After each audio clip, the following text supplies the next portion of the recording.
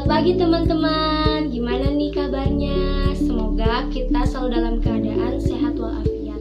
Perkenalkan, nama saya Subhiya Priliani dan rekan saya Muhammad Wahyudi.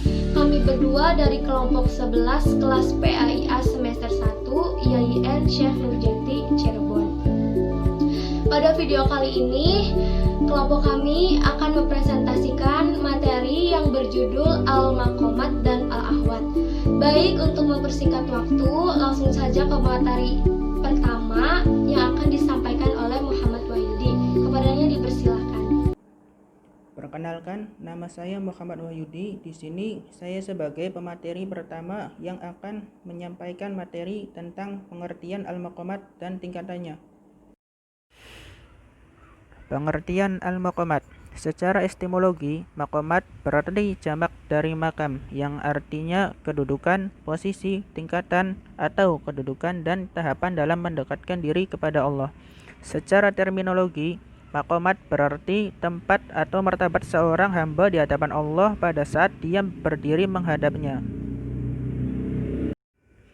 Adapun definisi menurut beberapa tokoh, yaitu diantaranya menurut Abu Nasr As-Sarraj, maqamat berarti kedudukan manusia di hadapan Allah yang disebutkan karena ibadahnya.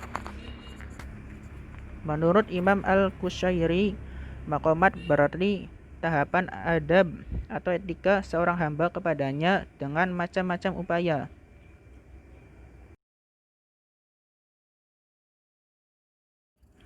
Tingkatan al-maqamat. Yang pertama adalah taubat. Taubat adalah memohon ampun kepada Allah atas segala kesalahan yang telah dilakukan pada saat masa lampau dan berjanji untuk bersungguh-sungguh untuk tidak mengulangi lagi dan melakukan kebajikan yang dianjurkan oleh Allah. Yang kedua, zuhud. Zuhud adalah sebagai suatu sikap melepaskan diri dari rasa ketergantungan terhadap kehidupan duniawi dengan mengutamakan kehidupan ukhrawi atau akhirat. Yang ketiga, sabar. Sabar secara bahasa berarti tabah hati. Secara istilah, sabar adalah suatu keadaan jiwa yang kokoh, stabil, dan konsekuen dalam pendirian. Yang keempat, waro. Secara harfiah, waro berarti soleh, menjauhkan diri dari perbuatan dosa atau maksiat. Menurut pandangan sufi, adalah meninggalkan segala sesuatu yang tidak jelas hukumnya. Yang kelima, faqr. Faqr adalah tidak menuntut banyak dan merasa cukup dengan apa yang telah diterima dan dianugerahi oleh Allah. Yang keenam, tawakal. Tawakal secara harfiah berarti menyerahkan diri. Secara umum, tawakal adalah keteguhan hati dalam menggantungkan diri hanya kepada Allah. Yang ketujuh, ridho. Ridho secara harfiah rela, senang, dan suka. Secara umum, ridho adalah menerima dengan rasa puas terhadap apa yang dianugerahkan Allah.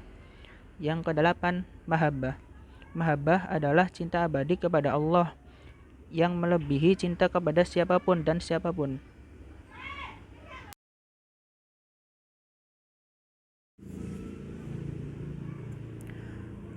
Yang kesembilan, ma'rifat. Menurut para ulama, adalah kemampuan seorang sufi untuk mengenal Allah, sifat-sifatnya yang membenarkan Allah dengan keyakinan dan iman rela melaksanakan ajarannya dalam segala perbuatan.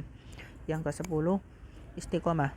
Istiqomah adalah tekun, telaten, terus-menerus, dan tidak pernah bosan untuk mengamalkan apapun yang dapat diamalkan.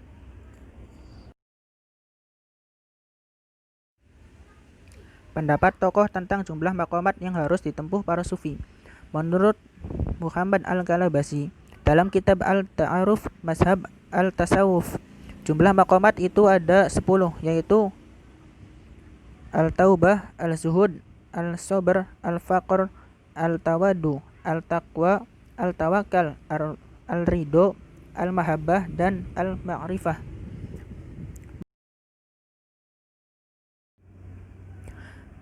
Menurut Abu Nasr Al-Sarraj Al-Tusi, dalam kitab Al-Luma, jumlah maqamat ada 7, yaitu Al-Taubah, Al-Waro, Al-Zuhud, Al-Faqr, Al-Sabr, Al-Tawakkal, dan Al-Ridho.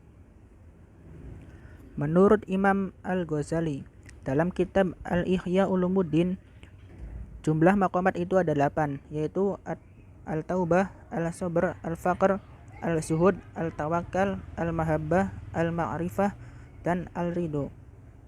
Baik, lanjut untuk materi yang kedua, yaitu Al-Ahwal, yang akan disampaikan oleh saya sendiri. Pengertian Al-Ahwal. Al-ahwal adalah sebuah bentuk dari kata jamak yang berarti keadaan atau situasi kejiwaan. Secara terminologis, al-ahwal berarti keadaan atau spiritual yang menguasai hati.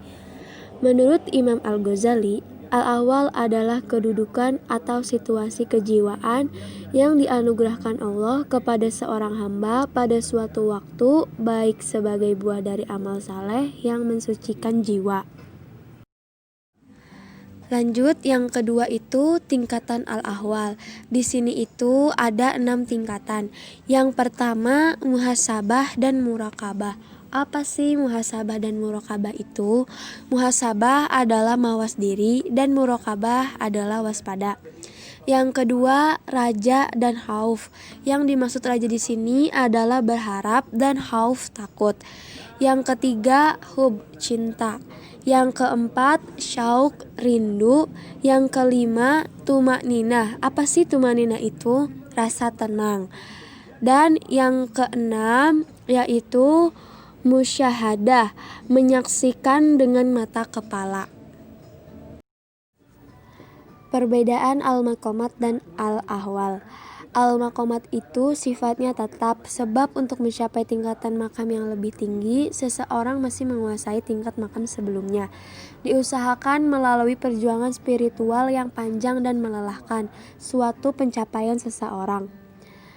Nah, al-ahwal itu sifatnya sementara, sebab datangnya hanya sekejap saja, tidak diusahakan, sebab merupakan anugerah dari Allah, karunia yang datang begitu saja. Jadi kesimpulannya, al-maqamat adalah hasil kesungguhan dan perjuangan terus-menerus dengan melakukan kebiasaan-kebiasaan yang lebih baik.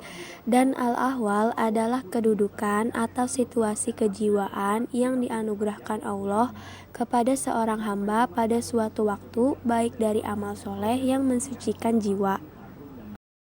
Baik teman-teman, sekian dari kelompok kami mengenai materi al-maqamat dan al-ahwal. Dan apabila ada hal yang ingin ditanyakan, kita diskusikan bersama ya di GCR. Oke, cukup sekian dan terima kasih. Kurang lebihnya mohon maaf. Billahi taufiq wal hidayah. Wassalamualaikum warahmatullahi wabarakatuh.